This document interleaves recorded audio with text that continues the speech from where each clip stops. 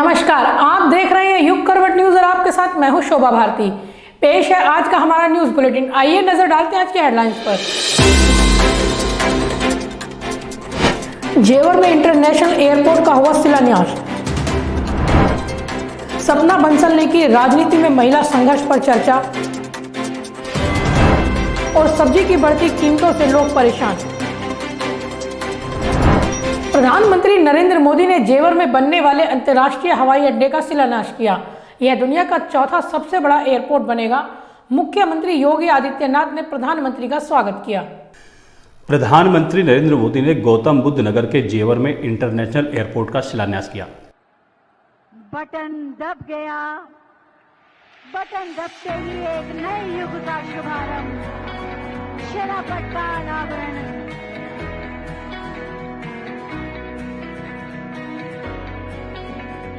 Noida international airport. इससे पहले कार्यक्रम स्थल पर पहुंचने पर राज्यपाल आनंदीबेन पटेल, मुख्यमंत्री योगी आदित्यनाथ, उनके मंत्रिमंडल के सदस्य और गौतम बुद्ध नगर के सांसद डॉक्टर महेश शर्मा ने उनका स्वागत किया। हेलीकॉप्टर से उतरने के बाद प्रधानमंत्री सीधे कार्यक्रम स्थल पहुंचे। यहां एक विशाल मंच बनाया गया था। प्रधानमंत्री ने जेवर इंटरनेशनल एयरपोर्ट के लिए भूमि का पूजन किया। हवाई अड्डे के शिलान्यास मौके पर भारी भीड़ जुटी। भाजपा का दावा है कि सभा स्थल पर 5 लाख से अधिक लोग रहे। 6200 हेक्टेयर जमीन पर बनने वाला एयरपोर्ट एशिया का सबसे बड़ा एयरपोर्ट होगा। दुनिया का चौथा सबसे बड़ा एयरपोर्ट इसे माना जा रहा है। प्रधानमंत्री मोदी ने एयरपोर्ट के शिलान्यास के बाद प्रदर्शनी देखी। इसमें एयरपोर्ट की विकास यात्रा के बारे में फिल्म भी दिखाई गई। कार्यक्रम में शामिल होने के लिए प्रधानमंत्री नरेंद्र मोदी का हेलीकॉप्टर करीब 1:30 बजे जेवर पहुंचा। प्रधानमंत्री के आगमन से करीब 2 घंटे पहले उत्तर प्रदेश के मुख्यमंत्री योगी आदित्यनाथ मंच पर पहुंच चुके थे। जनसभा के लिए गौतम बुद्ध नगर और आसपास के जिलों से भारी संख्या में लोग पहुंचे। प्रधानमंत्री ने जनता को संबोधित भी किया। एयरपोर्ट के आने से परिवर्तन का एक ऐसा चक्र शुरू होता है जो चारों दिशाओं को लाभ पहुंचाता है। हवाई अड्डे के निर्माण के दौरान रोजगार के हजारों अवसर बनते हैं। हवाई अड्डे को सुचारू रूप से चलाने के लिए भी हजारों लोगों की आवश्यकता होती है। पश्चिमी यूपी के हजारों लोगों को ये एयरपोर्ट नए रोजगार भी देगा। राजधानी के पास होने से पहले ऐसे क्षेत्रों को एयरपोर्ट जैसी सुविधाओं से नहीं जोड़ा जाता था। माना जाता था कि दिल्ली में तो एयरपोर्ट और दूसरी सुविधाएं है ही। हमने इस सोच को बदला। आज देखिए, हमने हिंडन एयरपोर्ट को यात्री सेवाओं के लिए चालू किया। इसी प्रकार हरियाणा के हिसार में भी एयरपोर्ट पर तेजी से काम चल रहा है। भाइयों और बहनों, जब एयर कनेक्टिविटी बढ़ती है तो टूरिज्म भी उतना ही ज्यादा फलता फूलता है। शिक्षाविद डॉक्टर सपना बंसल ने साहिबाबाद क्षेत्र से विधानसभा टिकट की दावेदारी की है। उन्होंने कोविड काल में भी बहुत लोगों की सहायता की थी। सपना बंसल ने युग करवट से विशेष चर्चा की।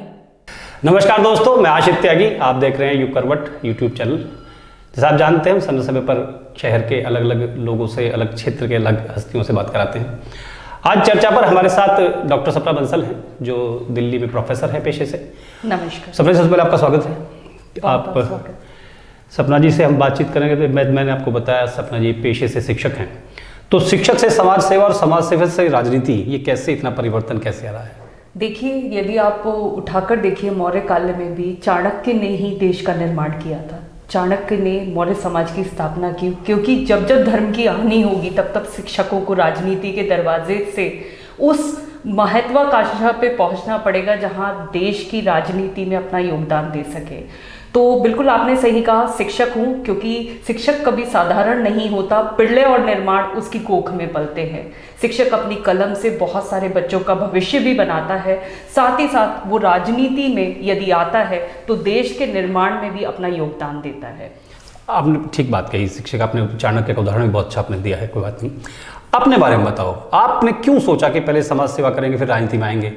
जी देखिए, समाज सेवा मेरे व्यवहार में है, क्योंकि समाज की सेवा करने के लिए ही हमने शायद ये मनुष्य जन्म लिया है। मुझे लगता है कि शिक्षक होने के नाते यदि आप राजनीति में आते हैं तो आप उन सभी पहलुओं को छू सकते हैं जिसमें आज की बहुत सारी समस्याएं हम सभी के सामने आ रही हैं। चाहे आप भ्रष्टाचार को देख लीजिए, बेरोजगारी देख लीजिए, चाहे आप किसी भी स्वरूप में देख लीजिए, वहाँ इस स्थिति में आप एक शिक्षक का यदि राजनीति में आना होता है तो वो देश के लिए अच्छा ही रहेगा।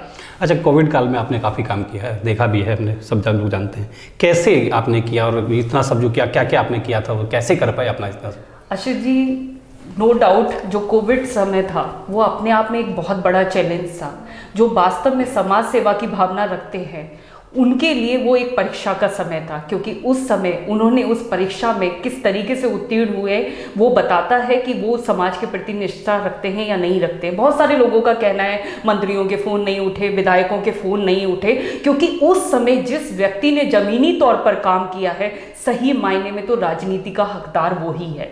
क्योंकि आप स्थितियां भी देखिए कि जिस तरीके से कोरोना काल में जो सिचुएशन थी, ऑक्सीजन के लिए लोग सड़कों पर थे लेकिन फिर भी ऑक्सीजन नहीं मिल रही थी। हमारे यहाँ बहुत सारी ऐसी व्यवस्थाएं थी जो अव्यवस्थित थी। उस समय मैंने जो कार्य किया, मैंने अपनी नैतिक जिम्मेदारी दी। हाँ, वो बात अलग है कि कुछ लोग 2 केले भी देते हैं तो उसके प्रचार के लिए वो फोटो लगा देते हैं। मैंने प्रचार नहीं किया। 400 से ज्यादा वेबिनार करके मैंने जितने डॉक्टर्स हमारे इंटरनेशनल थे उनको हमने मुख्य धारा में जोड़ा। लोग घर में बैठकर डॉक्टर से कंसल्टेशन ले रहे थे, दवाइयाँ घर से पहुँच रही थी। हमने खाने का प्रबंध किया, हमने ज़मीनी तौर पर ऑक्सीजन को प्रोवाइड किया। और आज भी डेट में जो कोविड के बाद में भी बहुत सारे ऐसे परिवार हैं जहाँ मुखिया की मृत्यु हो गई है, उन बहनों को सिलाई मशीन देकर भी हम समर्थ बना रहे हैं। तो काम तो बहुत कुछ है, लेकिन गाने से काम नहीं चलेगा, क्योंकि व्यवहारिकता में जब तक ज़मीनी तौर पर काम नहीं होगा इस देश का कल्याण होना स्वाभाविक। अच्छा, आप साहिबाद से टिकट की दावेदार हो गई हैं जी। किस आधार पर टिकट मांग रही हैं? क्यों आपको टिकट मिलना चाहिए? देखिए, आधार सबसे पहली बात यह है, मैं अपने देश के लिए चिंतन रखती हूँ, चिंता रखती हूँ, क्योंकि मुझे लगता है कि देश में यदि शिक्षित व्यक्ति आएंगे तो निश्चित रूप से इस देश की जो दिशा और दशा है वो बदलेगी। शिक्षित व्यक्ति आएंगे, उनके मार्गदर्शन में सही निर्णय होंगे, हमारा युवा सशक्त होगा, महिलाओं को रोजगार के अवसर मिलेंगे, महिलाओं में भी वो कॉन्फिडेंस आएगा, क्योंकि अब उन्हें लगता है कि राजनीतिक एक ऐसा क्षेत्र है जिसपे हर पार्टियों ने वादा तो किया है लेकिन धरातल पे काम नहीं किया। इसलिए मुझे उनकी आवाज बनकर साहिबाबाद विधानसभा से उतरना पड़ रहा है। राजनीति में महिलाओं का जो संघर्ष है वो पुरुषों के मुकाबले ज़्यादा है या आसान है? देखिए, संघर्ष कभी भी आसान नहीं होता, चाहे वो पुरुष हो या महिला हो, लेकिन निश्चित रूप से महिलाओं के ऊपर जिम्मेदारी बहुत होती है, क्योंकि पारिवारिक जिम्मेदारी में हमेशा यही होता है, वो काम भी कर रही हैं, जॉब भी कर रही हैं, वो बढ़ चढ़कर आप देखिए आज की डेट में जितनी भी इंडस्ट्री है उसमें महिलाएं अपना योगदान दे रही हैं। तो कठिन ज़रूर होता है लेकिन मुश्किल नहीं है। यदि आपने जीवन में ठान लिया है तो कोई भी रास्ता आपके लिए मुश्किल नहीं होता, क्योंकि सफलता उस हर व्यक्ति के कदम चूमती है जो इंसान जीवन में आगे बढ़ने के लिए एक मेहनत और संघर्ष के साथ में आगे बढ़ता है। किस तरह की चुनौतियां महिला को सामने आती हैं राजनीति में? देखिए, महिलाओं के साथ में सबसे बड़ी राजनीतिक जो परेशानियां आती हैं उसमें मुझे ऐसा लगता है कि धन एक बहुत बड़ा रीज़न है, क्योंकि फाइनेंशियली एक वेल ऑफ होना, क्योंकि आजकल चुनाव वैसे नहीं रहे हैं, चुनावों में बहुत बड़ा बल होता है, धन भी होता है, साथ साथ पावर भी होती है। तो महिलाएं उस लेवल पे कहीं ना कहीं थोड़ा पीछे हट जाती हैं कि शायद ये स्थिति हमारे लिए नहीं है, क्योंकि बाहुबली जैसी स्थितियां ईश्वर ने भी उनको कोमल और करुणामय बनाया है, लेकिन साथ साथ जब वो इन परिस्थितियों को देखती हैं तो वो थोड़ा अपना कदम पीछे कर लेती हैं। पर डॉक्टर सपना बंसल अपने कदमों को पीछे करने वालों में से नहीं है। साहिबाबाद विधानसभा क्षेत्र के बारे में आपकी क्या राय है? साहिबाबाद विधानसभा पूरे हिंदुस्तान की सबसे बड़ी विधानसभा है। यहाँ सारा शिक्षित वर्ग रहता है। आप इंजीनियर, डॉक्टर, मल्टीनेशनल कंपनी में जितने भी लोग काम करते हैं सब वहाँ रहते हैं। मैं उन सबसे पर्सनली मिल रही हूँ और सबका एक ही बात कहना है कि जब तक हमारे समाज में विधायक के रूप में यदि शिक्षित व्यक्ति नहीं आएगा, हमारे देश का या हमारे साहिबाबाद का विकास संभव नहीं है। महिलाओं के लिए आज तक स्कूल, आप देखिए, स्कूल जितने होने चाहिए उतने नहीं है, हॉस्पिटल नहीं है, कोई डिग्री कॉलेज हमारे साहिबाबाद में नहीं है, जबकि इतनी बड़ी विधानसभा है, 10 लाख से ज़्यादा लोग यहाँ रहते हैं। तो उसकी जो स्थिति है उन सबको देखने के बाद में मुझे जो रिस्पॉन्स मिल रहा है वो बहुत पॉजिटिव मिल रहा है, क्योंकि इस बार साहिबाबाद के लोग बदलाव चाहते हैं, वो शिक्षित व्यक्तियों को चाहते हैं। और देखिए, महिला होने के नाते भी उनका सॉफ्ट कॉर्नर मेरे लिए है। एक जनप्रतिनिधि में आपके हिसाब से, पब्लिक के नज़रिए से क्या खूबियाँ होनी चाहिए? देखिए, सबसे पहले जनप्रतिनिधि होने का मतलब ये है कि आप जनता के प्रतिनिधि हैं। आपने राजनीति की है तो आप राज के नहीं, आपको नीति के साथ में राज करना पड़ेगा, आपको जनता के साथ जुड़ना पड़ेगा, आपको उन हर लोगों को अपनाना पड़ेगा जिनके दुख तकलीफ में आपको जमीनी तौर पर काम करना पड़ेगा। तो मैं ये मानती हूँ कि आपका जो भी विधायक हो, सबसे पहले नंबर 1 वो शिक्षित होना चाहिए, नंबर 2 वो व्यक्ति आपसे जुड़ा हुआ होना चाहिए, उसे जब परेशानी हो वो आपको फोन करे, आप फोन उठाए। तीसरा मेरा ये मानना है उसके पास में लाइन ऑफ एक्शन होना चाहिए, कैसे कार्य करना है, कब कार्य करना है और किस तरीके से करना है, उसके पास में पूरे आंकड़े के साथ साथ उसका इंप्लीमेंटेशन भी होना चाहिए। हम देखते बातें और वादे तो बहुत सारे होते हैं पर धरातल बहुत कम होता है। अब समय आ गया है कि धरातल पे कार्य हो और धरातल के साथ साथ हम उन हर व्यक्ति को जोड़े जो मुख्य धारा से नहीं जुड़े हैं। अभी मैंने पिछली बार जो इलेक्शन हुआ उसमें हमने देखा 40% वोटिंग हुई थी। वहां मैंने लोगों से बात की कि आपने आखिर वोट क्यों नहीं किया। उन्होंने कहा कि हमें ये मंजूर नहीं है कि हम अपने से कम शिक्षित व्यक्ति को चुन लें जो हमारे बच्चों के भविष्य को, हमारे बच्चों की सुरक्षा को लेकर कोई कदम नहीं उठा सकता। मैंने उनसे कहा इस तरीके से तो व्यवस्थाएं बनेगी नहीं। 5 साल में आपको एक बार अवसर मिलता है और आप इस महाकुंभ में जाकर अपना योगदान नहीं देना चाहते, क्योंकि सबका ये कहना है यदि सही व्यक्ति आएंगे तो क्यों नहीं हम जुड़ेंगे, क्यों नहीं हम वोट देंगे। हम चाहते हैं अच्छे व्यक्ति राजनीति में आए, साफ सुथरी उनकी छवि हो, शिक्षित हो, उनका एक माइंडसेट हो कि किस तरीके से इस कार्य को करना है। तो इसलिए इन सभी कार्यों में मैं अपने आप को योग्य मानती हूँ और मुझे पूरा विश्वास है कि साहिबाबाद की जितने भी हमारे सदस्य हैं या हमारे इस मतदाता हैं उन सबका एक यही कहना है कि इस बार हिंदुस्तान की आवाज शिक्षित व्यक्तियों को लाना है, महिलाओं को आगे बढ़ाना है, सशक्त बनाना है और राष्ट्र के निर्माण में अपना योगदान देना है। दोस्तों, ये बात बिल्कुल सच है। शिक्षा, चिकित्सा, स्वास्थ्य, खेल ये हमारे मौलिक अधिकार हैं, इन पर हमारे जनप्रतिनिधियों को काम करना भी चाहिए। सपना जी से बहुत अच्छी बातचीत हुई है। सपना जी बहुत बहुत धन्यवाद। आपका बहुत बहुत धन्यवाद। सभी युग करवट के मेरे श्रोतागणों को मेरा बहुत बहुत धन्यवाद। टमाटर की बढ़ती कीमत लोगों के बीच चर्चा का विषय बना हुआ है। सोशल मीडिया पर लोग अपना गुस्सा निकाल रहे हैं। हालांकि पिछले 2 दिन से टमाटर के दाम कम हुए हैं। निरंतर बढ़ती सब्जी की कीमतों ने आम आदमी की रसोई में आग लगा रखी है। 4 दिन पहले टमाटर 100 रुपये किलो तक बिक रहा था। हालांकि 2 दिन में 30 रुपये तक कम हो गए हैं, मगर मटर आदि सब्जी बहुत ऊंचे दाम पर बिक रही है। सब्जियां हाई रेट पर तो गई थी, पर 2-4 दिन में काफी नीचे उनका रेट गिर गया, पर टमाटर का रेट अभी तक नहीं गिरा। टमाटर कितना रेट? इतना नहीं गिरा कि सब्जियों के कंपैरिजन में। कितने रुपए खरीदा आपने महंगा जो टमाटर? 70-80 से भी ऊपर का। क्या भाव? टमाटर और मटर आज की तारीख में घर की रसोई से गैप होता जा रहा है। टमाटर बहुत महंगा है, कैसे सब्जी बनाएं। और मटर ये सीजन है, सीजन के अंदर तो ये रेट 30-40 रुपये किलो होता था, लेकिन इस बार पता नहीं क्या कारण है। टमाटर क्या रेट लिया आपने? टमाटर 100 रुपये किलो है देसी वाला और हाई ग्रेड वाला है 70 रुपये। और मटर भी 100 रुपये किलो बता रहे हैं, 120 बता रहे थे, 100 दिया। दुकानदार का कहना है कि ट्रांसपोर्ट का खर्चा बढ़ने से दाम बढ़ रहे हैं। दूसरे राज्यों से सब्जी आ रही है, इसका कीमत पर असर पड़ रहा है। क्योंकि अब क्या जो मटर जो आ रही है लोकल तो आ रही है, शिमले की मटर है। शिमले की हमेशा हर साल यही होती है, 80-100 रुपये बिकती है। और टमाटर? टमाटर का जो है ट्रांसपोर्ट जो रुका हुआ है पीछे, क्योंकि टमाटर पिछले हफ्ते 4-5 दिन पहले 100 रुपये था, आज 50-60 रुपये। टमाटर की कीमत बढ़ने से पूरे देश में प्रतिक्रियाएं आ रही हैं। लोग सोशल मीडिया पर सरकार पर निशाना साध रहे हैं। ब्यूरो रिपोर्ट, युग करवट। नोएडा अथॉरिटी पर धरना दे रहे किसानों को पुलिस ने हिरासत में ले लिया। उन्हें गाजियाबाद पुलिस लाइन लाया गया। किसानों ने विरोध में नारेबाजी भी की।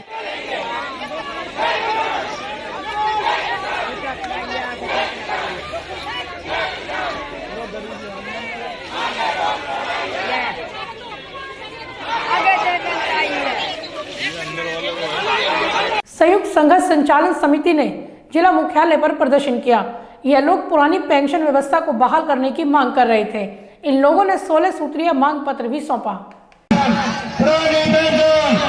शिक्षक कर्मचारियों की समस्याओं को लेकर जिला मुख्यालय पर संयुक्त संघर्ष संचालन समिति ने प्रदर्शन कर धरना दिया। शिक्षक कर्मचारियों ने चेतावनी दी कि अगर उनकी मांगें पूरी नहीं हुई तो देशव्यापी आंदोलन करने को मजबूर होंगे। मेन मांग भैया हमारे धरने की है कि ये पुरानी पेंशन जो है हमारी बहाल हो, जिससे कि एक कर्मचारी जो पूरे जीवन एक अच्छी खासी सैलरी लेता है लेकिन रिटायर होने के बाद में उसके पास में शून्य की स्थिति हो जाती है, तो उसी स्थिति में उस गुजारे के लिए कौन जिम्मेदार होगा। तो हमारी मुख्य मांग जो है पुरानी पेंशन की है, बाकी 16 मांग हमारी और हैं और उसके लिए हम यहाँ पे कलेक्ट्रेट पे आज मुख्यमंत्री जी को ज्ञापन देंगे डीएम जी के माध्यम से। समिति के संयोजक डॉक्टर अनुज त्यागी ने कहा कि कई सालों से शिक्षक कर्मचारियों की मांगें लंबित हैं, उनका कोई समाधान नहीं हो रहा है। पुरानी पेंशन बहाली की मांग 15 सालों से लंबित है, इसकी वजह से लाखों शिक्षक कर्मचारी प्रभावित हो रहे हैं। पिछले काफ़ी समय से शिक्षक कर्मचारियों की जो समस्या है वो लंबित है शासन स्तर पर, जिसमें पुरानी पेंशन जो 2004 के बाद केंद्र सरकार के द्वारा और 1 अप्रैल 2005 के बाद राज्य सरकार द्वारा बंद कर दी थी। इसके लिए पूरे प्रदेश के शिक्षक और कर्मचारियों में आक्रोश है।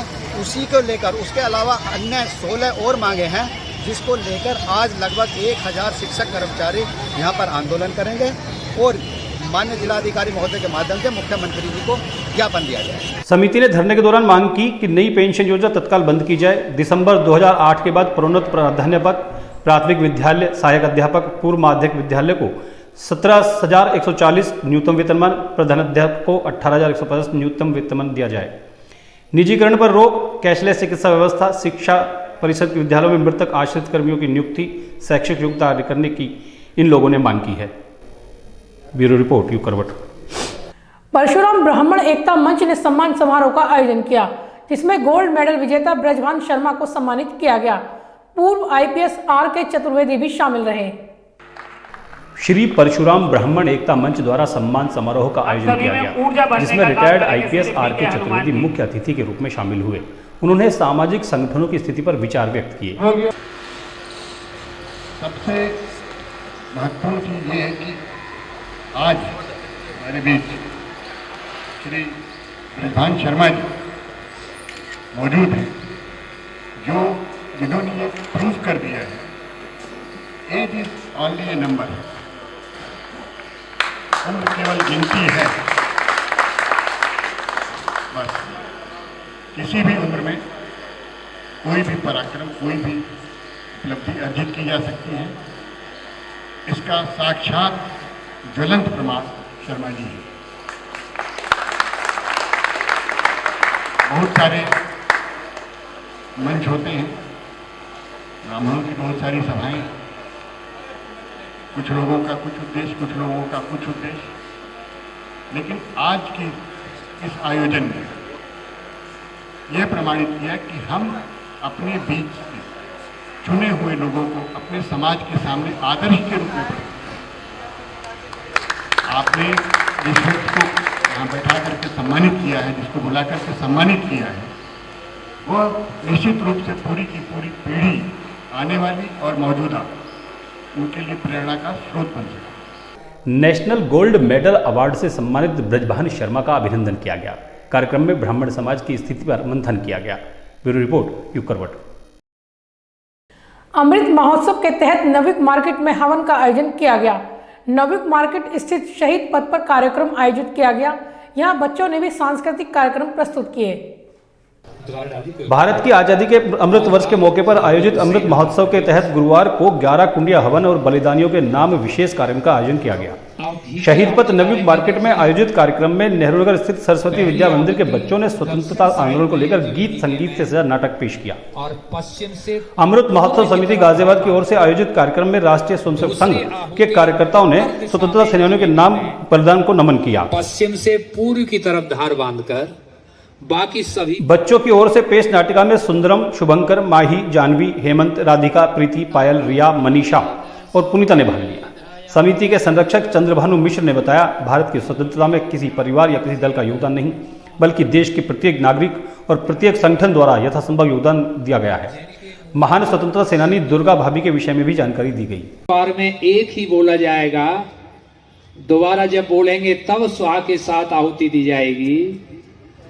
और सामग्री की नहीं दी जाएगी। यदि आपके पास में लौंग और छोटी इलायची हो या बड़ी हो, 5 बार में डालनी है, एक एक पीस। यानी यजमान तो घृत की आहुति देंगे और जो उनके पास में बैठी हुई है यजमान पत्नी बेटियां, वो एक इलायची और एक लौंग उसकी आहुति देंगे। ओम अयंत इद्मय आत्मा जाते वेदस्ते। कार्यक्रम का संचालन विजन ट्री के निदेशक विकास कुमार ने किया। ब्यूरो रिपोर्ट युग करवट। तो फिलहाल आज के लिए इतना ही। गाजियाबाद और आसपास की खबरों के लिए देखते रहिए युग करवट और विस्तार से खबरों को जानने के लिए पढ़िए युग करवट न्यूज़पेपर। सब्सक्राइब कीजिए युग करवट। नमस्कार।